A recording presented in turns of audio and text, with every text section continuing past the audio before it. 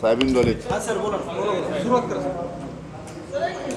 आज बैठक बैठक आज माननीय शरद पवार साहेबांनी जे सर्व सन्मान्य जे खासदार निवडून आले खासदार आणि आमदार यांची बैठक बोलावली आहे.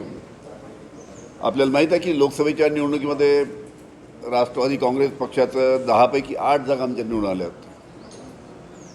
आता पुढील काळामध्ये पुढच्या 3 महिन्यामध्ये विधानसभेच्या निवडणुका आहेत.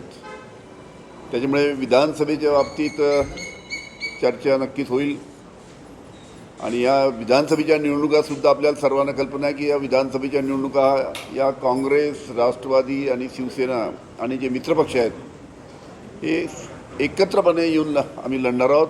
आणि या निवडणुकीमध्ये विधानसभेच्या निवडणुकीमध्ये महाविकास आघाडी 100% महाविकास आघाडीची सत्ता येईल अशा प्रकारचं संपूर्ण महाराष्ट्रामध्ये चित्र आहे.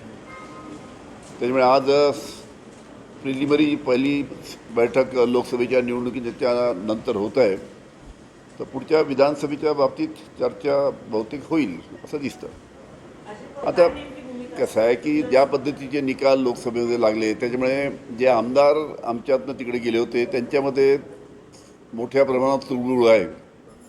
अनेकांचे फोन प्रांताध्यक्षाला येतात, आम्हाला सर्वांना येतात.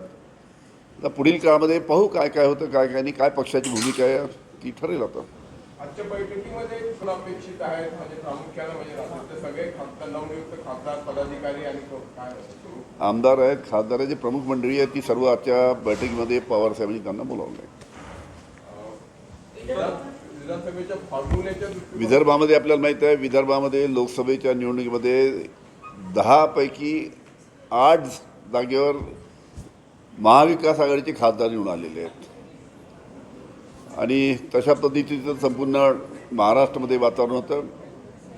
या भारतीय जनता पार्टीच्या सरकारने ज्या पद्धतीनं शेतकऱ्यांच्या विरोधी भूमिका घेतली. आमच्या विदर्भामध्ये कापूस मोठ्या प्रमाणात होतो, कापसाला भाव नाही, सोयाबीनला भाव नाही, संत्र्याला भाव नाही. इकडे अनेक भागामध्ये कांद्याच्या बाबतीत तशाच प्रकारची परिस्थिती, कांद्याला भाव नाही. त्याच्यामुळे मोठ्या प्रमाणात शेतकरी नाराज होता. मोठ्या प्रमाणात महागाईमुळे सर्व जनता नाराज होती. बेरोजगारीमुळे आमचे युवक नाराज होते. मोठ्या प्रमाणात उद्योग महाराष्ट्रातले बाहेर गेले. त्याच्यामुळे बेरोजगारीमुळे युवकसुद्धा नाराज होते. त्याच्यामुळे या संपूर्ण सर्वाच्या बाबतीत त्यानिमित्तानं या लोकसभेच्या निवडणुकीमध्ये आम्ही सामोरे गेलो आणि त्यानिमित्तानं आम्हाला अतिशय चांगला 31 जागा महाविकास आघाडीच्या 48 पैकी निवडून आलेल्या आहेत. आणि विधानसभेमध्ये सुद्धा तशाच प्रकारची परिस्थिती राहील असं दिसतं.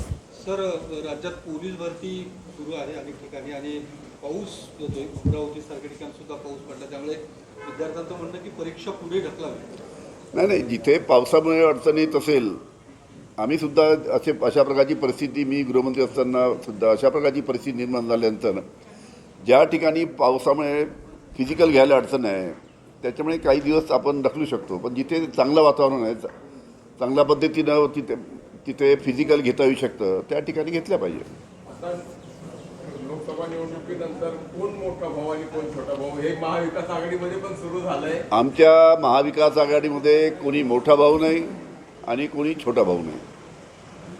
कारण काँग्रेसचे प्रदेशाध्यक्ष जे आहेत त्यांनी अशा स्वरूपाचा दावा केला होता आणि आता काँग्रेसच्या अधिक जागा आल्या त्यामुळे आमचा दावा अधिक विधानसभेमध्ये असं देखील बोलले होते. काही नाही आमच्या पक्षामध्ये सर्व भाऊ समान आहेत. कोणी मोठा नाही कोणी छोटा नाही. धन्यवाद.